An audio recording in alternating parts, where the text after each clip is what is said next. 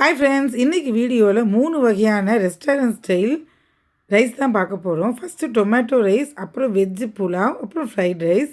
First tomato ரைஸ்க்கு பார்த்துடலாம். இந்த மாதிரி எல்லாத்தையுமே அரைச்சிக்கணும், அதுதான் மெயின். இது வந்து பெங்களூரில் டொமேட்டோ பாத்துன்னு சொல்லிட்டு ரொம்ப ஃபேமஸ் இது. ஃபஸ்ட்டு தக்காளி, இஞ்சி, பூண்டு, வெங்காயம், கொத்தமல்லி, புதினா, தேங்காய், கொஞ்சம் தேங்காயும் போடுவாங்க. நம்ம மேக்ஸிமம் தேங்காய் போட மாட்டோம், தேங்காய் போடுவாங்க. பச்சை மிளகா 2 எல்லாத்தையுமே சேர்த்து நல்லா பச்சையாகவே அரைச்சிக்கணும். அப்புறம் இந்த மாதிரி குக்கர் வச்சுட்டு அதில் லவங்கம், பட்டை, ஏலக்காய், பிரிஞ்சி இலையெல்லாம் தாளிச்சுக்கோங்க. வெங்காயம் போட்டு நல்லா வதக்கிக்கலாம். நான் எப்பயுமே சொல்லுவேன், தக்காளி சாதத்துக்கு பட்டாணி போட்டால் நல்லாயிருக்கும்ன்ட்டு, கலர்ஃபுல்லாக நல்லாயிருக்கும். அதுவும் போட்டுக்கோங்க. வேக வச்சு எடுத்த பட்டாணி அது. அதில் கொஞ்சமாக சில்லி பவுடர், அப்போ அரைச்சி வச்சுருக்கிறேன் அந்த பேஸ்ட்டையும் போட்டுடலாம். போட்டு நல்லா வதக்கணும், பச்சை வாசனை போக வதக்கணும். பிகாஸ் எல்லாமே பச்சையாக அரைச்சிருக்கோம் இல்லையா, பச்சை வாசனை போக நல்லா வதக்கிக்கோங்க. இது வதக்கும் போது டேஸ்ட்டு வாசனையும் பார்த்திங்கன்னா ஊரே தூக்கும். அப்பார்ட்மெண்ட்டில் இருந்தீங்கன்னா பக்கத்து வீட்டிலேருந்துலாம் வந்துடுவாங்க. அந்தளவுக்கு வாசனையே ரொம்ப நல்லாயிருக்கும். இந்த இது கண்டிப்பாக செஞ்சு பாருங்கள்.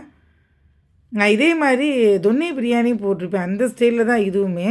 சரி, பெங்களூரில் பார்த்திங்கன்னா எல்லாமே அரைச்சி தான் போடுவாங்க. எதுவுமே அந்த தக்காளி வெங்காயம்லாம் வெளியே தெரியவே தெரியாது. டேஸ்ட்டும் ரொம்ப சூப்பராக இருக்கும். நல்லா வதக்கிட்டு ஊற வச்சுருக்க இது ஜீரா ரைஸு. நான் மேக்ஸிமம் சொல்லியிருக்கேன், பாஸ்மதி ரைஸ் யூஸ் பண்ண மாட்டேன், ஜீரா ரைஸ் தான் எல்லாத்துக்குமே போடுவேன், டேஸ்ட்டும் நல்லா இருக்கும்ன்ட்டு. அதையும் போட்டு 5 நிமிஷம் நல்லா வதக்கிடுங்க. 1க்கு 1.5 1.25 அந்த மாதிரி கணக்கு வச்சு தண்ணி ஊற்றிட்டு அதையும் சேர்த்து நல்லா ஒரு கொதி வர வரைக்கும் நல்லா வதக்கலாம். இந்த சமயத்தில் நல்லா நெய் விட்டுட்டு மூடி வச்சிடலாம். ஒரு 2 விசில் போதும். பாஸ்மதி ரைஸ் ஆகட்டும், ஜீரா ரைஸ் ஆகட்டும், 1க்கு 1.5 கணக்கு 2 விசில். அதுதான் பேசிக்காகவே, அதுதான் எல்லாத்துக்குமே. இப்போ நல்லா கொதி வந்துருச்சுப்பாங்க, அதுக்கப்புறம் தான் மூடி போடணும் நீங்கள். இதெல்லாமே சின்ன சின்ன டிப்பு. பிரியாணி இந்த பாத்லாம் பண்ணும்போது சூப்பராக ரெடி ஆகிடுச்சு டொமேட்டோ ரைஸு. இது டிஃபன் பாக்ஸுக்கு ரொம்ப நல்ல ரெசிபி இது. நெக்ஸ்ட்டு வந்து பெங்களூர் ஸ்டைலு வெஜ்ஜு புலாவ். இதுக்குமே எல்லாத்தையுமே அரைக்கணும். இஞ்சி, பூண்டு, வெங்காயம், தேங்காய், கொத்தமல்லி, புதினா, பச்சை மிளகா எல்லாத்தையுமே அரைச்சிக்கலாம். பச்சையாக அரைச்சிக்கலாம். அதே மாதிரி ஒரு குக்கர் வச்சுட்டு லவங்கம், பட்டை, ஏலக்காய், கொஞ்சம் நெய் விட்டுக்கோங்க. இது சோம்பு இருந்தாலும் போட்டுங்க, சோம்பு இல்லை ஜீரகம் எதுனாலும் போட்டுக்கோங்க. வெங்காயம் போட்டு நல்லா வதக்கினதும் இந்த மாதிரி கொஞ்சம் பெருசு பெருசாக தெரியட்டும், அதெல்லாம் வெளியில் அந்த காய்கறியெல்லாம் கொஞ்சம் பெருசு பெருசாக கட் பண்ணிக்கலாம். இது வந்து நூல்கோல். அந்த நூல்கோலோட டேஸ்ட் தான் வித்தியாசமான டேஸ்ட்டு கொடுக்கும் அந்த பெங்களூர் ஸ்டைல் புலாவில். ரொம்பவே சூப்பராக இருக்கும். காலையில் டைமில் போனீங்கன்னா இந்த வெஜ்ஜு புலாவ், அப்புறம் சித்ரான்னா சொல்லி லெமன் ரைஸு, சௌ பாத்தப்பில் ரொம்ப டேஸ்டியாக, அப்புறம் தட்டை இட்லி சூடு சூடாக கொடுப்பாங்க. இந்த மைசூர் சைட்லாம் போகும்போது ரொம்பவே டேஸ்ட் நல்லாயிருக்கும். அப்புறம் தக்காளியும் போட்டு நல்லா வதக்கிங்க எல்லாத்தையும் சேர்த்து. 1 பை 1 தான் போட்டு வதக்கணும். எல்லா பிரியாணிலையும் பார்த்துருந்தீங்கன்னா நான் அப்படி தான் பண்ணியிருப்பேன். இதோட ஒரு 8 பிரியாணி சொல்லியிருக்கேன், 3 ரைஸ் வெரைட்டி சொல்லியிருக்கேன். ஸோ ஒன்று ஒன்றா செஞ்சுட்டாலுமே உங்களுக்கு டெய்லியுமே புது புதுசாக பண்ண ஒரு வெரைட்டி பண்ண ஒரு திருப்தி வரும். இப்போ கொஞ்சமாக தனியா பொடியும், கரம் மசாலா பொடி, உப்பு போட்டுக்கலாம். ஊற வச்சுருக்கிற ஜீரா ரைஸையும் போட்டுக்கோங்க. அதையும் சேர்த்து நல்லா அப்படி வதக்கிடலாம். ஒரு பாஸ்மதி ரைஸ் டேஸ்ட்டு பிடிக்குன்னா போட்டுக்கலாம், அதில் ஒன்றும் இது இல்லை. அப்போ 1க்கு 1.5 கப்பு தண்ணி விட்டு ஒரு 1.25 விட்டுக்கிங்கன்னா இது போட்டிருக்கோம் இல்லையா காய்கறினா 1.25 கப்பு விட்டுக்கோங்க. லாஸ்ட்டாக கொஞ்சமாக லெமன் பிழிஞ்சு விட்டுருக்கலாம். பிகாஸ் தக்காளி கொஞ்சமாக தான் போட்டிருக்கோம், தயிர் விடலை இதில். ஸோ லெமன் தான் இதோட ஃப்ளேவர் டேஸ்ட்டு. ஒரு 2 விசில் விட்டக்கப்புறம் பார்த்தீங்கன்னா போல சூப்பரான Bangalore style pulao, vegetable pulao ready. Taste ஒரு தடவை பண்ணிட்டீங்கன்னா விட மாட்டீங்க, நீங்கள் அடிக்கடி பண்ணுவீங்க இதை. நெக்ஸ்ட் நம்ம எல்லாமே ரெஸ்டாரண்ட்டுக்கு போனால் கேட்குற ஒரு விஷயம் ஃப்ரைட் ரைஸ். சின்னவங்கலேருந்து பெரியவங்க வரைக்கும் இதுதான் நம்ம சாப்பிடுவோம்.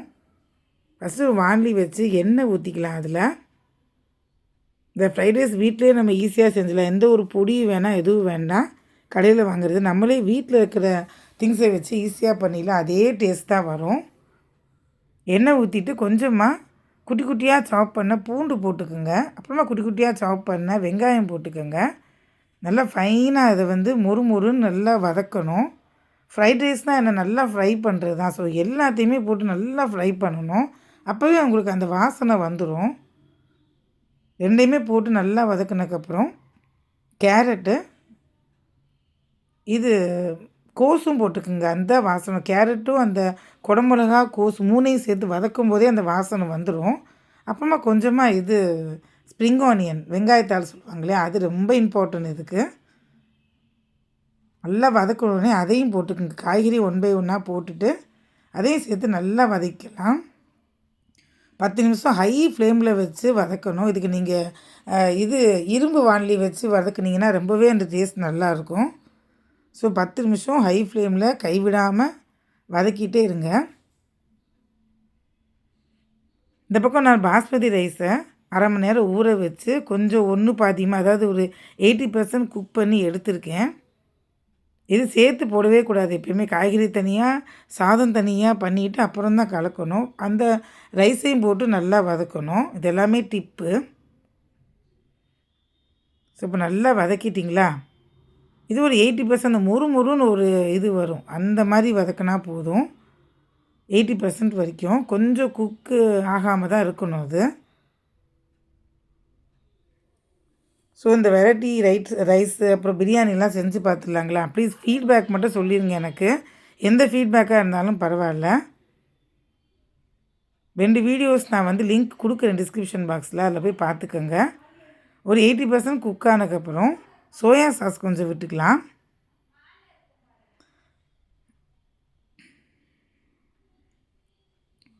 எல்லாருக்குமே 6லேருந்து 60 வரை அப்படின்ற மாதிரி எல்லாமே ஃபஸ்ட்டு ரெஸ்டாரண்ட் போனால் கேட்குறது வெஜிடபிள் ஃப்ரைட் ரைஸ் தான்.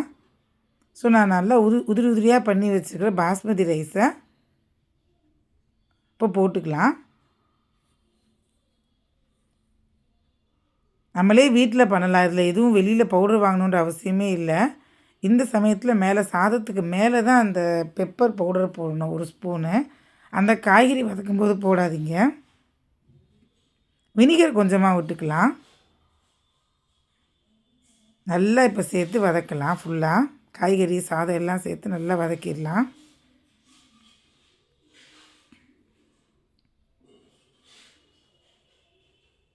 இப்போயே பார்த்தீங்கன்னா அந்த வாசனை நல்லாவே உங்களுக்கு டிஃப்ரென்ஸ் தெரியும்.